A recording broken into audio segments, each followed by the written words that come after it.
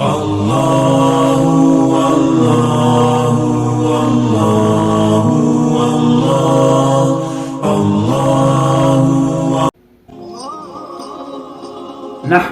ونصلي على رسوله الكريم أما بعد قال الله تبارك وتعالى وأن ليس للإنسان إلا ما سعى وأن سعيه سوف يرى. انسان درخت نہیں کہ کھڑا رہے، انسان پتھر نہیں کہ پڑا رہے. انسان کو چاہیے کہ اللہ رب العزت کی یاد میں لگا رہے. انسان کا مقصد زندگی اللہ رب العزت کی بندگی ہے. انسان کا مقصد حیات اللہ رب العزت کی یاد ہے. یہ جو کائنات میں ہمیں چیزیں نظر آ رہی ہیں، یہ سب اللہ تعالیٰ نے انسان کے لیے پیدا کی اور انسان کو اپنی عبادت کے لیے پیدا کیا، اپنے حکم کی تعمیل کے لیے پیدا کیا. نہ تو انسان آسمان کے لیے، نہ تو انسان زمین کے لیے. یہ جہاں انسان کے لیے اور انسان ہے خدا کے لیے. یہ آسمان، یہ زمین، یہ ہوائیں، یہ فلک، یہ آسمان کے ستارے، یہ غذائیں، غرض انسان جس چیز سے بھی فائدہ حاصل کر رہا ہے، جو بھی چیز اس کائنات میں ہمیں نظر آ رہی ہے، یہ سب اللہ تعالیٰ نے انسان کے لیے پیدا کی اور انسان کو اپنے حکم کی تعمیل، اپنی عبادت، اپنی فرما برداری کے لیے پیدا کیا. زندگی گزارنے کے دو راستے، ایک ہے من چاہیے، ایک ہے رب چاہیے. ایک ہے کہ من میں جو آئے گا، جو میرا مشاہدہ، جو میرا تجربہ ہوگا، اس پر میں عمل کرتے ہوئے زندگی گزاروں گا.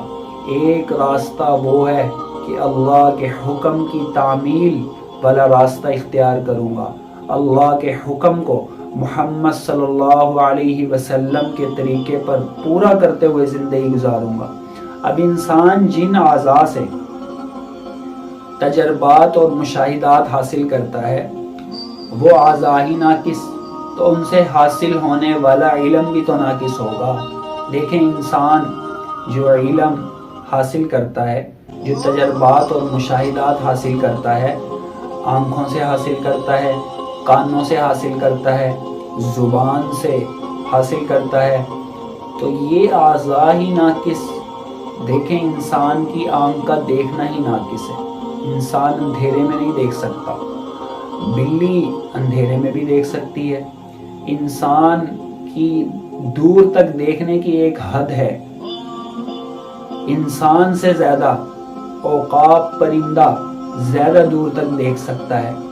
اور انسان ہوا میں، جس ہوا میں سانس لیتا ہے، اس ہوا میں بہت سارے جراثیم ہیں جن کو نہیں دیکھ سکتا.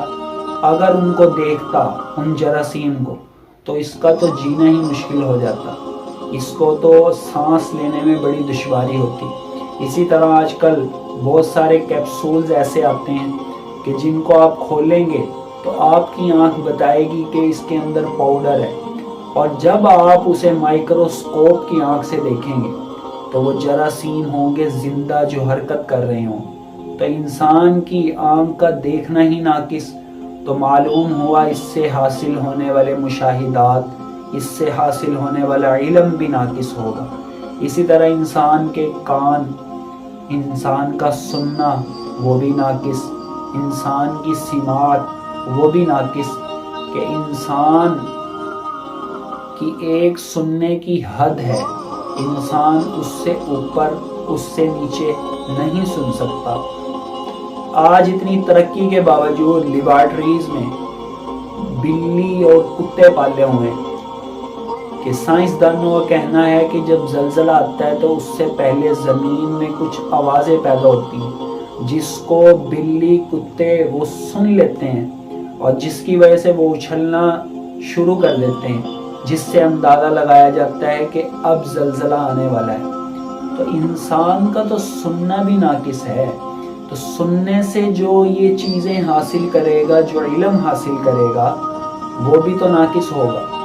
تو جب انسان کے اعضاء سے حاصل ہونے والا علم ہی ناقص ہے اور اس کے وہ مشاہدات، وہ تجربات ہی ناقص ہیں، تو اس پر جب یہ عمل کرے گا تو جس منزل پر پہنچے گا وہ بھی ناقص ہوگی، وہ ناکامی والی منزل ہوگی، وہ ناکامی والا راستہ ہوگا۔ انسان کو اگر کامیابی والی منزل پر پہنچنا ہے، کامیابی والے راستے کو اختیار کرنا ہے، تو وہ اللہ رب العزت کے احکامات ہیں۔ اللہ رب العزت کے احکامات کی تعمیل محمد صلی اللہ علیہ وسلم کے طریقے پر کرنی پڑے گی۔ دیکھیں، اگر باہر کے ملک سے کوئی مشین امپورٹ ہو ہمارے ملک میں، تو وہ ساتھ وہاں سے انجینئر بھی بھیجتے ہیں، ایک رہنما بھیجتے ہیں، ایک ساتھ کتابچہ بھی بھیجتے ہیں کہ یہ مشین کیسے چلانی۔ وہ انجینئر آ کر یہاں کے لوگوں کی رہنمائی کرتا ہے، انہیں اسے فٹ کر کے چلا کر دکھاتا ہے اور کہتا ہے کہ اگر اس طرح تم اسے چلاؤ گے تو یہ صحیح کام دے گی، یہ تمہارے لیے فائدہ مند ثابت ہوگی، اور اگر تم اس کو اس طرح جس طرح میں تمہیں بتا رہا ہوں اس طرح استعمال نہیں کرو گے تو یہ تمہیں فائدہ نہیں دے گی۔ اور وہ جب سکھا کر جانے لگتا ہے تو کہتا ہے کہ اگر اس کے بعد تمہیں کوئی مسئلہ ہو تو یہ کتاب بھی میں تمہیں دے کر جا رہا ہوں، اس میں سے تم اس کے صحیح استعمال کی رہنمائی لے لینا۔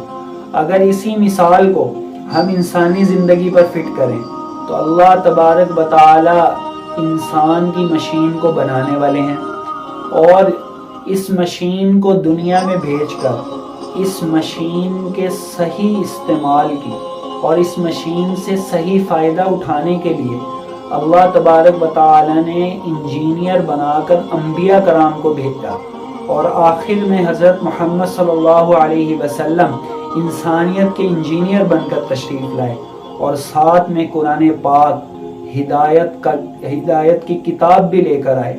حضور اکرم صلی اللہ علیہ وسلم نے اس دنیا کے انسانوں کو یہ بتایا کہ کون سا راستہ کامیابی والا راستہ ہے، اس انسانی مشین کو کیسے استعمال کریں گے تو آپ فائدہ حاصل کر سکیں گے، اور اگر ویسے استعمال نہیں کریں گے تو نقصان پائیں گے۔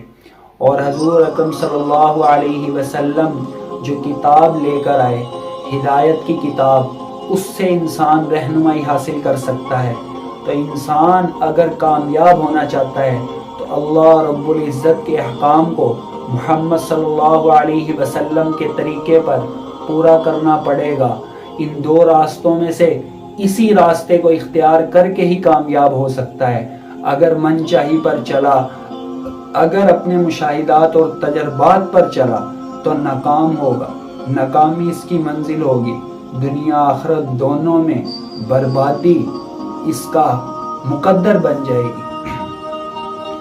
ہمیں چاہیے کہ ہم اپنی کوشش، اپنی صلاحیت اللہ رب العزت کے احکامات کو پورا کرنے پر لگائیں، جیسے کہ وَأَلَّيْسَ لِلْإِنسَانِ إِلَّا مَا سَعَىٰ، فرمایا کہ انسان جو بھی کوشش کرے گا وہ اس کو دیکھے گا، وَأَنَّ سَعْيَهُ سَوْفَ يُرَىٰ، وہ اس کو دیکھے گا۔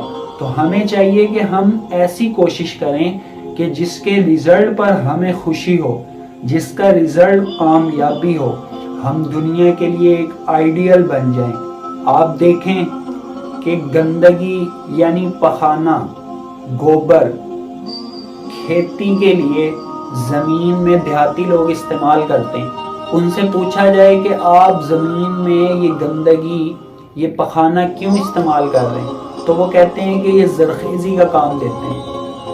اب اگر انسان اس دنیا میں زندگی گزار کر جائے اور وہ انسانیت کے لیے کوئی نفع نہ کر سکے، انسانیت کو کوئی فائدہ نہ پہنچا سکے، انسانیت کو کوئی راستہ نہ دکھا سکے، انسانیت کے لیے وہ آئیڈیل نہ بن سکے، تو یہ تو اس گندگی، اس پخانے سے بھی گیا گزرا ہے کہ جو دنیا کے انسانوں کو فائدہ نہیں دے رہا۔